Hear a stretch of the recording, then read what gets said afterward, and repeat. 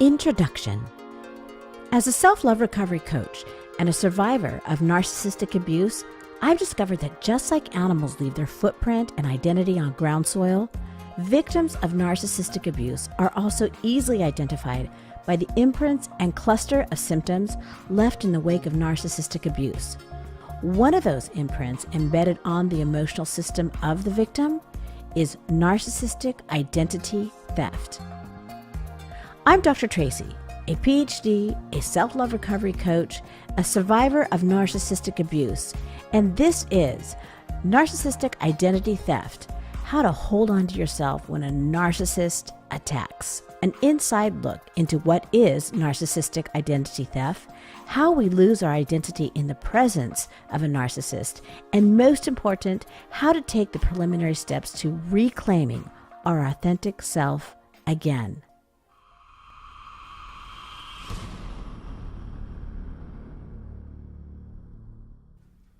Introduction.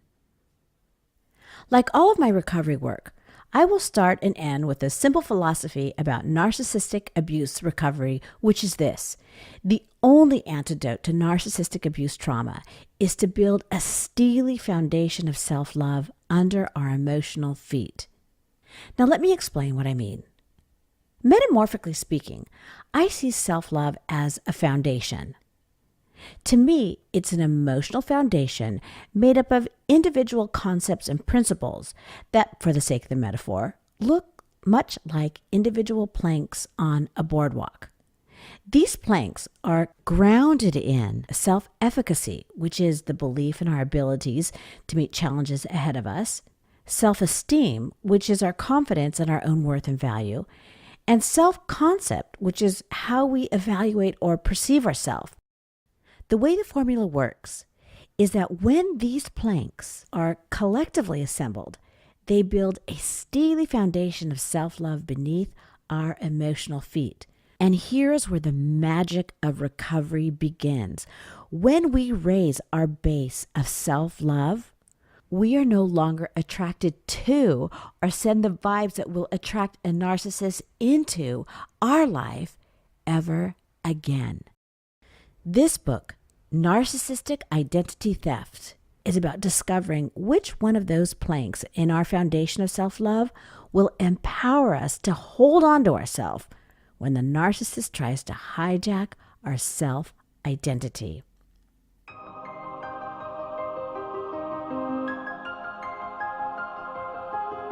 Chapter 1. So let's start this journey by answering the question, what is narcissism? Narcissism is a term that refers to a personality style that develops in some individuals during childhood due to environmental or perhaps genetic reasons. The condition of narcissism, which somebody would be referred to as a narcissist, is what is known as a spectrum disorder, which means that it's a disorder that can swing from healthy levels of narcissism that we need for general survival all the way to destructive levels of narcissism, diagnosed as a narcissistic personality disorder, that eventually destroys relationships, families, self-esteems, and friendships. If you're a fix-it, filler, sensitive type, also known as an empath or a codependent, there's a 99.9% chance that you were born to or ended up as a partner with a narcissist. If you ended up in a partner situation with a narcissist, then there's about a 99.9% chance that you picked up this book because you are a victim of one of the aftermaths of living with a narcissist, which is narcissistic identity theft. It's a condition that has nothing to do with a stranger stealing your credit cards and information and running you into staggering amounts of debt, though in some narcissistic relationship this can happen. But instead, it's a condition where, due to narcissistic abuse, you have systematically been chipped away at and now find yourself disconnected from yourself. And worse, not being able to figure out who you are, where you disappeared to, or how to find yourself again. Narcissistic identity theft is a condition that results from living in a narcissistic environment. But then again, of course it does. As one of the many rules that narcissists have in the crazy world of narcissism is that people around them are not permitted to be normal or human, or make mistakes, or ask questions, or literally, in the case of narcissistic identity theft, have a presence. In other words, those of us who partner up with a narcissist are not allowed to think, feel, or have separate needs outside of those of the narcissists. If we do dare have a separate thought, belief, opinion, or need outside of the narcissist viewfinder, this is seen by the narcissist as betrayal, which in turn will launch a narcissistic episode of abuse against us. Why? Because of our act of supposed treason.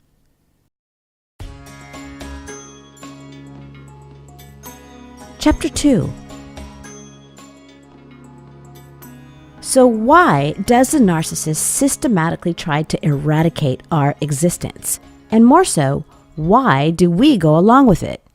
The answer is they're doing it for the sole purpose of having ultimately only one set of thoughts, opinions, beliefs, or needs within the relationship, which are the thoughts, feelings, needs, and opinions of the narcissists.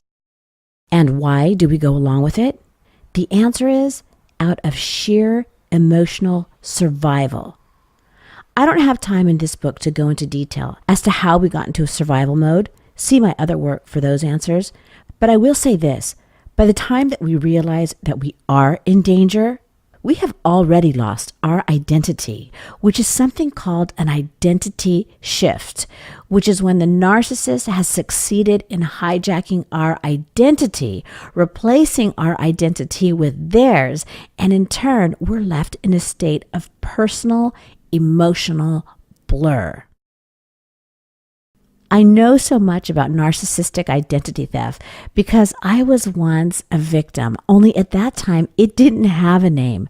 You know, to this day, I can still remember walking into my therapist's office, and when asked, "Why are you here?" all I could tell them was, "I feel invisible and that my brain is like mush." But then again, of course I felt this way. When a victim of narcissistic abuse suffers from narcissistic identity theft, it means that we have literally lost connection with our authentic self. In other words, we have abandoned our personal opinions, our personal beliefs, our personal thoughts, feelings, behaviors, and needs. Unfortunately, by the time we realize that our identity has been hijacked, we're typically at the discard or at minimum the drained out stage of the narcissistic abuse cycle, which means that we're alone, powerless, at our emotional ground zero, looking at a shattered sense of self and yet faced with the necessity and the task of rebuilding our lives again, all without a compass or a roadmap on how to get back to self. Memo from Normaland. Unless I change, nothing will change. I know when a victim of narcissism hears that statement, it can feel so overwhelming. That's because as the feeler, fix-it, codependent in the relationship, we have literally given everything to try to create change in this relationship, meaning we have given our hearts and our mind and our soul and our body and our money and our dignity and our sanity, all without avail. But let me say it again. Unless you change, nothing will change. Now, please note, this doesn't mean that you continue trying to change them, him, or her so the relationship will change, nor does it mean that you need to try harder and give more so that the relationship will change. Instead, this beautiful concept simply means that you make the simple choice to change into a better version of yourself. Why? So you will never, ever revisit ground zero again. Because here's a memo from Normaland. If we don't heal the traumatized part of our emotional system that attracts us and keeps us connected to a narcissist, we will only draw more narcissists into our existence in our future.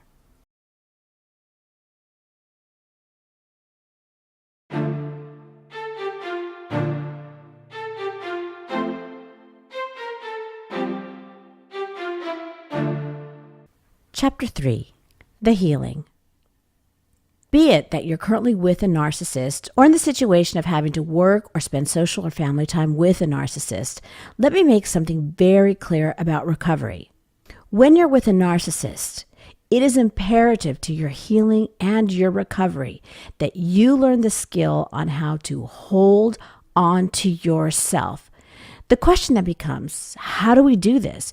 Meaning, how do we protect or hold on to ourselves when the intimidating, pushy, bossy, overbearing, gaslighting, blaming, shaming, and usurping narcissist comes into our world? The answer to that question is found in a simple 3-step self-love recovery tool. It's a life jacket tool that I use to protect my own life, and one that I promise will keep you connected to yourself when the narcissist tries to drag you down the rabbit hole of chaos, or shame you into a decision that you're not ready to make, or slam you to the ground in tears when they're in search of a fuel source. It's a tool that when the narcissist relentlessly pushes their way to get their way or tries to steal your identity, it's a tool that you can easily implement to keep yourself grounded, to keep yourself present, and to remain connected to your authentic self in the midst of a narcissistic attack. It's a skill set that I call the Stop, Feel, and Ask tool, and here's how it works. Number 1, stop. As a victim of narcissistic abuse, it's easy to lose ourselves in the presence of an overbearing narcissist. And here's why. Due to our past traumas, our brain literally stores and remembers these prior wounds. And as a natural reaction, when we re-experience a similar form of abuse, we relive it as though it's the original abuse, which can easily prompt us to abandon ourselves and default into survival skills of protection. Healing, however, requires us to thought stop, which means to stop our panic voice thoughts on a dime and concentrate on staying in the present moment with ourselves. We do this by reminding ourselves that the situation that we're in is not the original trauma, is not the past trauma. Instead, we remind ourselves that we are in the here and now. And if we really desire to create change, we must take a deep breath, stay in our body, and remain in the present moment in order to deal with the present challenge. Number 2, feel. Once we are grounded in our present, the next step to remaining connected to self is to allow yourself to feel. This means to reflect on what the narcissist has just said and done, and then without judgment or shame. I'll repeat that. Without judgment or shame towards yourself. Allow yourself to experience your feelings. Number 3, ask. Finally, once you've aligned yourself with your feelings, your final step to remaining connected to self is, again, without judgment towards yourself, ask and answer a simple question, which is this: how do I feel about that? In which the answer may be, well, I think that's kind of creepy. Or, I think that's an inappropriate request of me. Or, I think that's super ugly and abusive. Or, I don't feel very good about that. Now, here's something I want you to know. When first learning this response, you don't need to have an answer to the problem or the situation you're facing, as that stage of the recovery process comes later.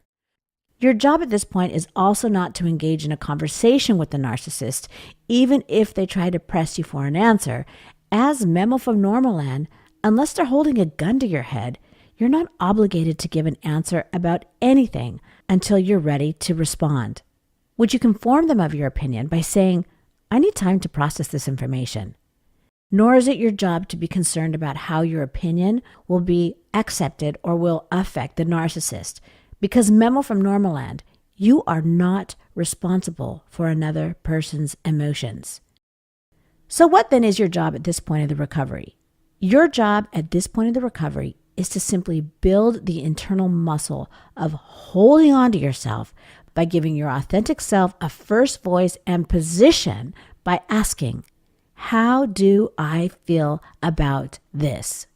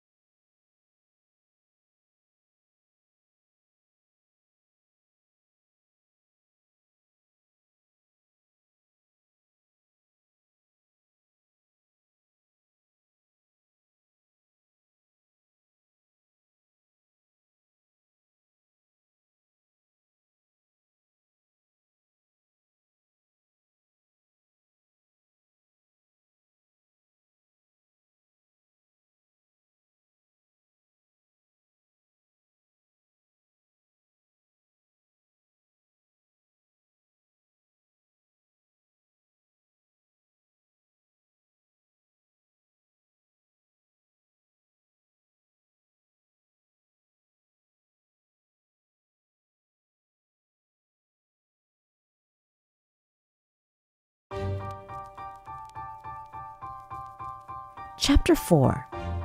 Building a Self-Love Foundation. As I bring this teaching to a close, let me say this. I mentioned in the beginning of this teaching that I believe the only antidote to narcissistic abuse is self-love.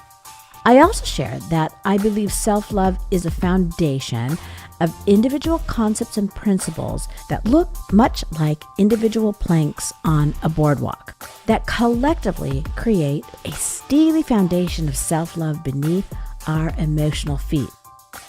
Well, the question then becomes, when it comes to narcissistic identity theft, what plank in the self-love foundation will help us learn to hold on to ourselves when the intimidating, pushy, bossy, overbearing, gaslighting, blaming, shaming, and usurping narcissist comes into our world? The answer is the plank of authentic love. Let me explain. When you're in a narcissistic relationship, it is a head relationship, meaning it's a relationship that you live in your head. Think about it. In a narcissistic relationship, you are constantly having to think about what you're about to say, think about what you're going to do, and think and strategize about what might be coming around the next corner. It's a relationship where we have to fight for our space and where we have to acquiesce our authentic self for acceptance. And unfortunately, it's a relationship where we serve as nothing more than a fuel source for another human being. When we have a damaged self-love foundation, we believe this type of love is love. But memo from Normal Land, this is not love. This is narcissism, because authentic love, which is the type of love we all need and deserve, is a love that lives in our heart and in our spirit. And let me tell you what that looks like. Authentic love is a love that makes room for you. Specifically, it makes room for you within the circle of the relationship. It's a love that rather than gut you of who you are and what you represent, it celebrates the authentic you and embraces you for who you are and what you represent. Memo from Normal Land. Authentic love makes room for the authentic you within the relationship, meaning it makes room for your thoughts, your beliefs, your feelings, your behaviors, and your needs. It's a relationship where you can take up space without apology. It's a love where you're invited and visibly desired to be a part of the relationship circle. As I close this book, here's your final memo from Normal Land when it comes to healing from narcissistic identity theft. Memo from Normal Land. Authentic love is a love that is built on the foundation that says, I can love you and you can love me, but never at the expense of you, and most definitely, never again at the expense of me. I'm Dr. Tracy. I hope you enjoyed this book, and remember that when it comes to recovery, if you don't evolve, you will dissolve. Remember that self-love is non-negotiable, and most important, remember to be nice to her. She's been through a lot.